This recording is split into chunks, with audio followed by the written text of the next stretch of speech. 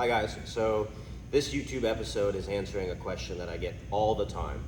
Why do you TIG weld everything, and can you achieve the same results with MIG welding? So before we get into this, I have to clarify that this isn't a video saying that what we do is better than somebody else's. I don't believe in unprofessionalism or negativity or disrespect in the industry at all. This is simply a video that is clarifying why TIG welding is the process of choice for this application, right? So before we get into TIG welding, we have to talk about what happens to metal when you heat it, okay? So essentially when you take iron and you heat the metal up, all the atoms, imagine they're all in the house, and then you heat it up and all the doors open up and they're all allowed to kind of go around and go different places, right? So when you heat it up, that's what happens. And the carbon atoms will go different places, wander around, go into different rooms they're not supposed to be in. So then when the metal cools, essentially there's a period of time where all of the atoms are going back where they're supposed to be and the doors are slowly closing. So if you do it slowly, then the carbon can get back to where it's supposed to be and everything's fine. If you do it quick, the doors shut faster and the carbon can't get back where it's supposed to be, so now it's in different parts, different rooms, different parts of the house, right? So in a very, very simplified explanation, when you heat and cool metal rapidly, it makes it, it changes the carbon content, it changes the way the carbon is within it, and then that makes it stronger but also more brittle, right? So if we think about metal in terms of like forging and tempering and creating different alloys like tool steel or mild steel or something that has like a knife or a file or something that has like some strength to it or an edge or so on and so forth, what we've learned to do is we've learned to heat and cool metal in different ways that allow us to control the strength and the molecular makeup of the metal, right? So examples would be annealing is a process where you heat metal in a controlled environment and then you actually cool it in a controlled environment. So you're actually controlling the cooling process. So you'll leave it in the furnace the whole time, and that makes the metal very soft and malleable, right? Normalizing is a similar process, but instead of controlling the cooling process, you'll just let it cool to room temperature in the ambient air, right? And then we have different kinds of tempering and hardening where we heat metals to certain temperatures and then cool them quickly. So how hot, how fast they get heated, and then how quickly they get cooled, and when you introduce that, all makes a difference in what the structure is of the metal, right? So that's kind of the background behind what happens when we heat metal, which applies to welding. So first, acetylene welding is what was used, which is just using an acetylene torch, right? Before MIG welding was invented or TIG welding was invented. So acetylene welding is how most of the early cars were built, but a lot of shops don't use it anymore. I used to use it a lot when I was doing low production European cars for like concours events, and the reason why was because they're historical, and however they were built or manufactured, that's how you had to replicate it. So however it was welded, that's how you would weld. But outside of that, you really don't see it anymore. One, because it's very slow, and two, because not a lot of people know how to use it. So the way that acetylene welding works is you have a flame, right? You have your gas flame, you heat the metal up to a molten point, and then you either fuse it together autogenously, meaning arising from itself, where you just get both pieces molten and then fuse them, or you introduce more material as your filler, and that's how you make your weld seam, right? So it's a very good process for the kind of stuff we do, because it heats and cools so slowly that essentially what you're doing is welding and annealing at the same time, right? It just takes a really long time for a gas torch to heat the metal up hot enough to weld it, and then same thing, it cools very slowly. So when you're welding aluminum, normally if you're going to dress your welds with aluminum with TIG welding, you have to weld the front of the seam and the back of the seam, otherwise it'll be prone to cracking. When you weld aluminum with acetylene, you use flux, and the flux kind of carries the weld, the penetration kind of front to back. And so if you're building something like a fuel cell or something where you can't really get into it as well, it's very useful because it welds itself up on the inside. You don't have to weld both sides of that, right? The downside to that is the flux makes a huge mess, and sometimes little tiny pieces of flux will get stuck in the weld somewhere. and with modern painting processes that we use today, especially on these expensive restored cars, sometimes the flux can cause issues in the paint. And so for the most part, nobody uses acetylene welding for any application in this kind of stuff. So TIG welding is a process, it's been around since the early 50s, but essentially with TIG welding, you have a torch with a piece of tungsten, and the tungsten is what we use to carry the electricity down, and then it jumps from the tungsten to the workpiece, and it creates a molten point with a little tiny electrical torch, essentially. And we use tungsten because tungsten has the highest melting point of any alloy on the planet. So if you have an 1/8" piece of tungsten and an 1/8" piece of any other metal, everything else is going to melt before the tungsten does, right? So then we also have hoses that come out and kind of push argon, which is an inert gas that creates a positive bubble around the workpiece while it's being welded to keep the oxygen out, right?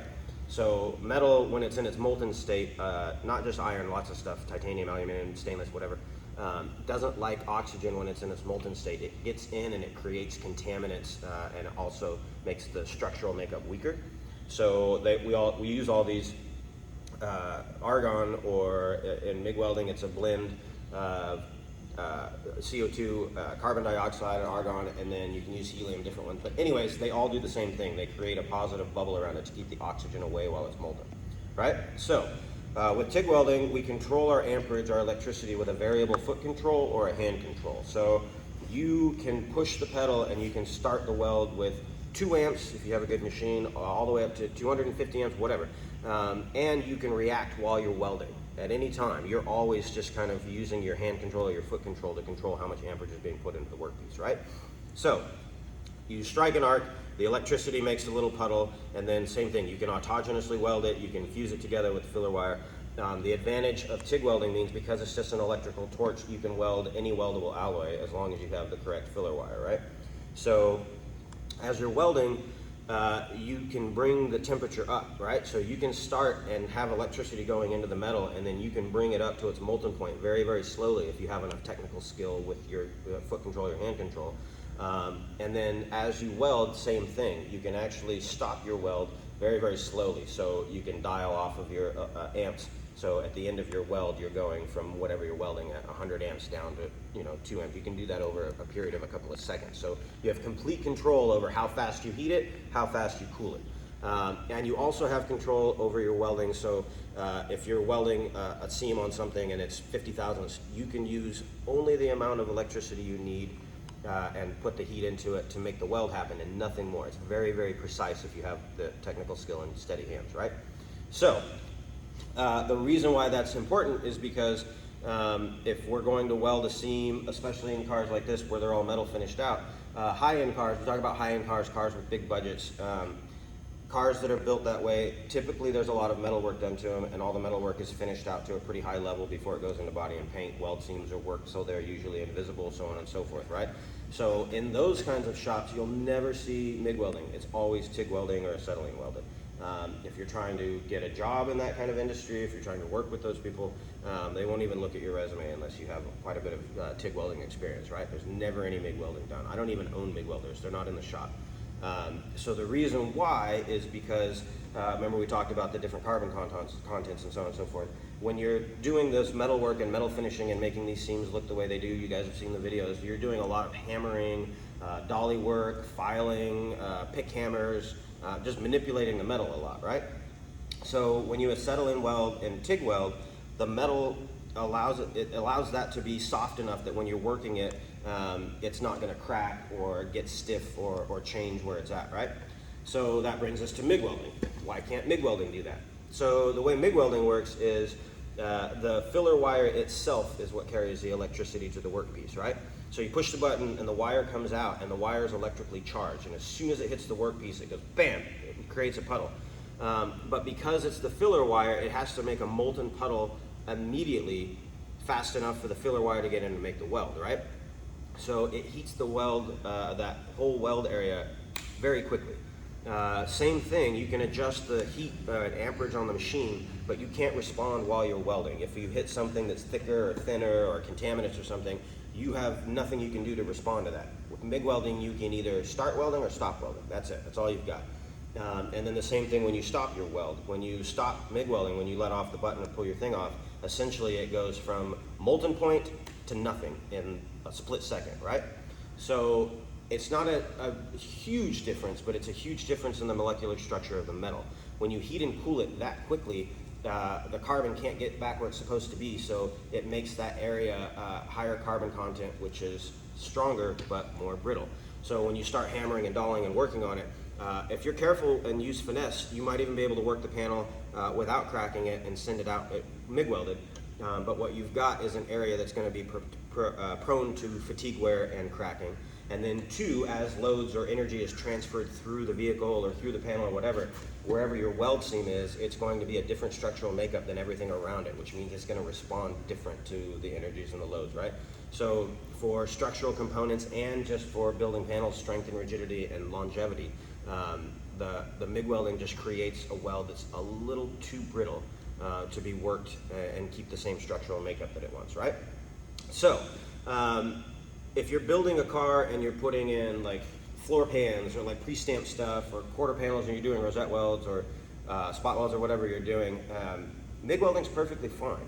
Same thing, if you're a builder and you're building cars and say you're building cars as an amateur or you're building something for yourself, or there's a lot of different tiers in the industry, right? Not every car has the budget to work metal like this and spend all that time doing that. Then MIG welding is going to be perfectly fine. You just can't manipulate it as much. You can't work it, you can't hammer it, you basically just get what you get, level it down, preferably leave some of the weld. So the reason why when you see the high-end shops only TIG welding everything or acetylene welding, they're not trying to be pretentious or more difficult. It's purely just the physics of what happens to metal when you heat it, right? So I always tell people, don't just listen to what somebody tells you on a YouTube video or the internet, right? Which I get the irony of that. All of the stuff that I talk about is principle-based learning. It's physics, it's science, right? So you can definitely research this stuff if you're interested in it, but understanding metallurgical processes, how loads transfer, different alloys, what happens when they heat, what can be welded, what can't be welded, all of those different things. It makes you a better builder, a better fabricator, right? We talked about one time building a fuel cell out of 5052 aluminum because it has microbial resistant properties, so on and so forth. Like really understanding metal and knowing what it does is important, right? So I got all my certs over the years. I've got aerospace certs for every weldable alloy, 5G rating and stick welding, ICAR certifications and MIG welding, all the certs that you can basically get for any kind of welding process for anything over the years.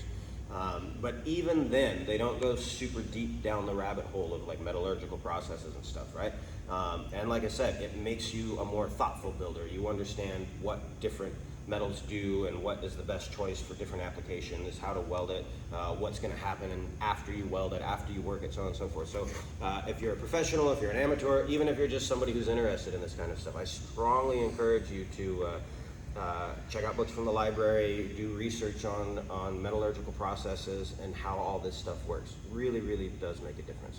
So hopefully that cleared up the question that you guys ask me all the time, why we do that. And I appreciate you guys coming along for the ride, and I'll see you on the next episode.